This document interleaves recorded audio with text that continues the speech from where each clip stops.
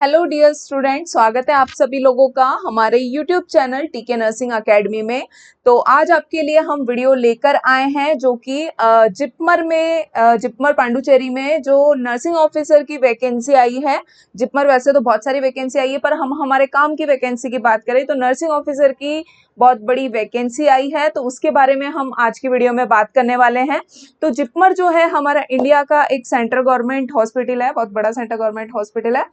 तो बात करेंगे कि जो हमारी नर्सिंग ऑफिसर की वैकेंसी है उसमें क्या क्या आपको एज क्वालिफिकेशन वगैरह क्या क्या की रिक्वायरमेंट रहने वाली है, और आपकी जो पे मैट्रिक्स वगैरह होने वाला है वो कितना रहने वाला है। तो इन सभी के बारे में आज हम आज की वीडियो में बात करने वाले हैं। तो चलिए स्टार्ट करते हैं। हम बात कर लेते हैं सबसे पहले नेम ऑफ पोस्ट। तो हम बात कर रहे हैं अभी नर्सिंग ऑफिसर की पोस्ट के बारे में। नंबर ऑफ पोस्ट अगर हम देखें तो कितनी रहने वाली है हमारी नंबर ऑफ पोस्ट, तो नंबर ऑफ पोस्ट रहने वाली है 1402। ठीक है, इतनी पोस्ट के लिए ये हमारी नर्सिंग ऑफिसर की वैकेंसी आई है। अगर हम क्लासिफिकेशन की बात करें तो ग्रुप बी, ठीक है, बीएससी जो हमारे नर्सिंग ऑफिसर की वैकेंसी होती है वो ग्रुप बी में आती है। नेक्स्ट अगर हम बात करें कि हमारी सैलरी कितनी रहने वाली है, लेवल इन पे मैट्रिक्स की अगर हम बात करें तो लेवल रहने वाला है हमारा लेवल 7। ठीक है, लेवल 7 में हम बेसिक की अगर हम बात करें तो हमारी स्टार्टिंग बेसिक होने वाली है 44,900 टू 1,42,400। ठीक है, तो ये बेसिक रहने वाली है। और इसमें हम साथ में बात करें अलाउंस वगैरह टोटल करके तो ये आपको रिसीव होने वाली है समथिंग 75 टू 80,000 सैलरी रिसीव होने वाली है।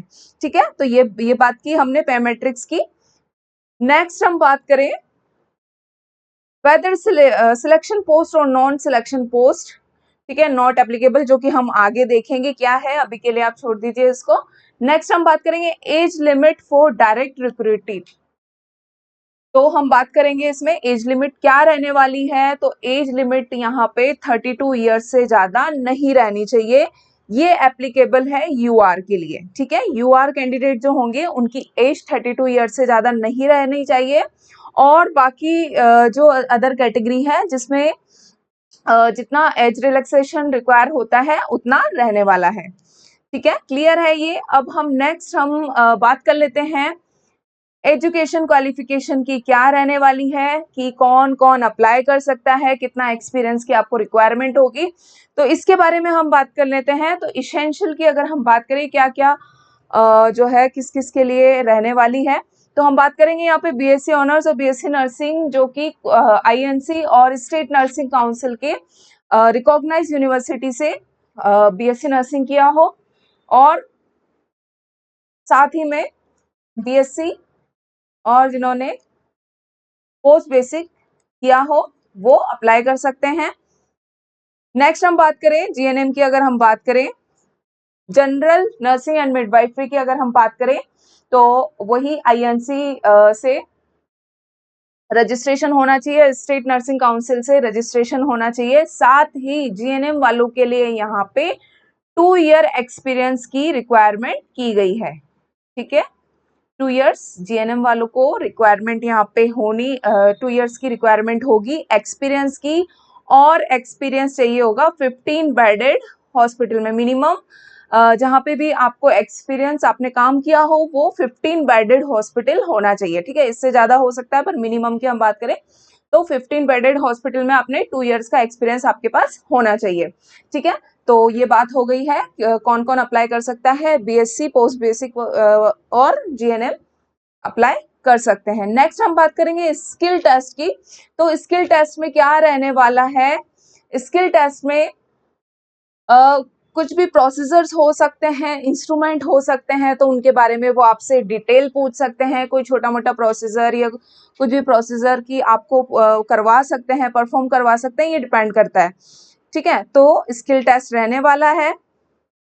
नेक्स्ट हम बात करें whether age and educational qualification prescribed for direct recruit will apply in case of promotees।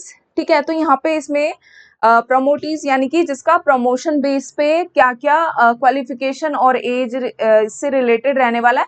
तो नॉट एप्लीकेबल दिया हुआ है क्योंकि ये जो नर्सिंग ऑफिसर की वैकेंसी है प्रमोशन बेस पे नहीं है, प्रमोशन के लिए कोई भी एप्लीकेबल नहीं है। यहाँ पे डायरेक्ट निकली है, यहाँ पे बीएससी और जीएनएम जो भी कैंडिडेट ने किया होगा वो डायरेक्ट अप्लाई करेंगे, ठीक है, प्रमोशन बेस पे नहीं है ये, ठीक है। तो ये हमारे लिए नहीं है, तो इससे रिलेटेड आप टेंशन ना लें। नेक्स्ट हम बात करेंगे period of probation if any. तो प्रोबेशन पीरियड की हम बात करें तो 2 इयर्स का प्रोबेशन पीरियड रहने वाला है, यानी कि 2 इयर्स तक आप जो जिपमर हॉस्पिटल है वहां पे आप 2 इयर्स तक एक टेम्परेरी बेसिस पे जो है आप रहने वाले हैं, ठीक है। नेक्स्ट हम बात करें method of recruitment, whether by direct recruitment और bye promoted by deputation, absorption and percentage of the vacancies to be filled by various method, ठीक है। तो ये क्या है, 100% डायरेक्ट रिक्रूटमेंट होगा, कोई प्रमोशन वगैरह से यहाँ पे कैंडिडेट का सिलेक्शन नहीं होने वाला है, ठीक है। इसमें यही पूछा गया था, तो एप्लीकेबल नहीं है क्योंकि यहाँ पे कोई प्रमोशन बेस पे नहीं है, डायरेक्ट आपको 100% डायरेक्ट रिक्रूटमेंट है, ठीक है। नेक्स्ट हम बात करेंगे in case of recruitment by promotion, deputation, absorption, grade from which promotion, deputation, absorption is to be made, ठीक है। तो यहाँ पे भी कोई एप्लीकेबल नहीं है क्योंकि ये डायरेक्ट निकली हुई है, इसलिए कुछ एप्लीकेबल नहीं होने वाला है। नेक्स्ट हम बात करेंगे if the departmental promotion committee exist what it is composition. इसमें पूछा गया है कि डिपार्टमेंटल प्रमोशन अगर रहने वाला है तो क्या क्या इसमें जो है कमिटी कंपोजिशन रखने वाली है। तो इसके अंदर है group B departmental confirmation committee are approved by governing body, ठीक है। तो इसमें डायरेक्ट रिक्रूटमेंट के लिए है ये, तो इसमें भी आपके रिलेटेड कोई भी मतलब इंफॉर्मेशन नहीं है, आप इसमें भी टेंशन लेने की आपको कोई जरूरत नहीं है, ठीक है। डायरेक्ट एग्जाम के थ्रू और स्किल टेस्ट के थ्रू आपका सिलेक्शन होने वाला है, ठीक है। नेक्स्ट हम बात करेंगे circumstances in which Union Public Service Commission is to be consulted in making recruitment, ये भी नॉट एप्लीकेबल है, ठीक है। तो ये बेसिक सा जो है बीएससी नर्सिंग के बारे में नर्सिंग ऑफिसर की पोस्ट के बारे में जो भी बेसिक डिटेल थी वो हमने देख लिया है कि क्या क्या पोस्ट है, क्या क्या सैलरी रहने वाली है, कौन कौन अप्लाई कर सकता है, क्या क्या एज रहने वाली है, ठीक है। तो ये बात थी हमारी नर्सिंग ऑफिसर की पोस्ट के बारे में। अब जिपमर में ही एक और पोस्ट निकली है, वो है सीनियर नर्सिंग ऑफिसर की। तो इसके बारे में भी हम देख लेते हैं कि सीनियर नर्सिंग ऑफिसर की जो पोस्ट निकली है कितनी पोस्ट है और कैसे अप्लाई कर सकते हैं, तो इसके बारे में देखेंगे। तो हम बात कर रहे हैं यहाँ पे name of the post, senior nursing officer के लिए भी पोस्ट निकली है। नंबर ऑफ पोस्ट की अगर हम बात करें तो कितनी पोस्ट निकली है, 379 पोस्ट रहने वाली है सीनियर नर्सिंग ऑफिसर के लिए। क्लासिफिकेशन की अगर हम बात करेंगे वही ग्रुप बी रहने वाला है। लेवल इन पे मैट्रिक्स की बात करें तो लेवल 8 रहने वाला है, जिसमें बेसिक रहने वाली है 47,600 टू 1,51,100, ठीक है। ये आपका बेसिक रहने वाला है, लेवल 8 रहने वाला है। नेक्स्ट हम बात करें वेदर सिलेक्शन पोस्ट और नॉन सिलेक्शन पोस्ट, तो इसमें रहने वाला है सिलेक्शन, आगे देखते हैं। और age limit for direct recruit not applicable, education and other qualification में भी नॉट एप्लीकेबल है, एज एंड एजुकेशनल क्वालिफिकेशन में भी नॉट एप्लीकेबल है, period of probation not applicable. ये इसलिए यहाँ पे बताया गया है, आगे का पॉइंट देखेंगे। Method of recruitment by which direct recruitment और बाय प्रमोशन और by deputation absorption and percentage of the vacancy to be filled by various method. तो इसमें है 100% बाय प्रमोशन, ठीक है। सब कुछ यहाँ पे जो एज है सिलेक्शन क्राइटेरिया नॉट एप्लीकेबल यहाँ पे क्यों दिया हुआ है, क्योंकि जो ये सीनियर नर्सिंग ऑफिसर की पोस्ट है वो डायरेक्ट प्रमोशन से रहने वाली है, यानी कि इसे कोई फ्रेशर्स जो है अप्लाई नहीं कर सकता है, मतलब आप जो अगर बाहर के जिपमर के आप स्टाफ नहीं हो, नर्सिंग ऑफिसर नहीं हो, तो आप लोग अप्लाई नहीं कर सकते। ये सिर्फ जिपमर के जो स्टाफ हैं, जो नर्सिंग ऑफिसर होंगे जिपमर के, वही इसे क्या कर सकते हैं, अप्लाई कर सकते हैं, यानी कि उन्हीं का डायरेक्ट प्रमोशन यहाँ पे रहने वाला है। ठीक है, देख लेते हैं अब यहाँ पे कि जिपमर का जो नर्सिंग ऑफिसर स्टाफ होगा उनके लिए भी यहाँ पे कोई जो है क्राइटेरिया तो सिलेक्शन का नहीं चाहिए। तो देखेंगे नेक्स्ट पॉइंट में, in case of recruitment by promotion deputation absorption grade from which promotion deputation absorption is to be made. तो हम देखेंगे यहाँ पे जो भी जिपमर का स्टाफ होगा उनका प्रमोशन रहने वाला है, एटलीस्ट उनको वहां पे काम करते हुए अपनी रेगुलर सर्विस देते हुए 5 साल का एक्सपीरियंस होना चाहिए।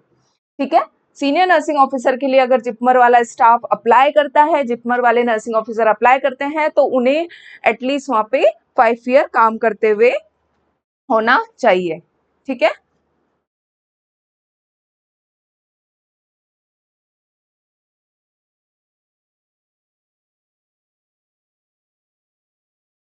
तो हम बात कर रहे थे यहाँ पे कि 5 ईयर का जो है एक्सपीरियंस होना चाहिए वहीं के स्टाफ को, तो उनका प्रमोशन रहने वाला है। प्रमोशन जो है किस बेसिस पे होगा, वो होगा सीनियोरिटी बेसिस पे। ठीक है, जो सबसे पहले जो सीनियर होंगे उनका प्रमोशन होगा, और बाद में जो है उनके बाद रैंक वाइज जो है यहाँ पे सिलेक्शन रहने वाला है।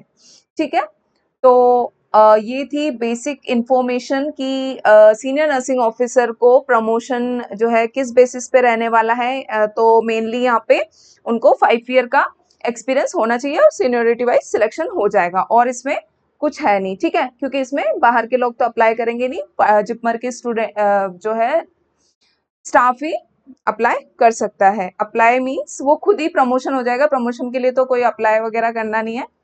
ठीक है, तो ये थी हमारी आज की जो वीडियो, जो कि जिपमर में आने वाली नई वैकेंसी के बारे में थी। तो अगर आपको अच्छी लगी है और इससे रिलेटेड जो भी कंफ्यूजन वगैरह आपको है, कमेंट करके हमें पूछ सकते हैं। Thank you so much for watching.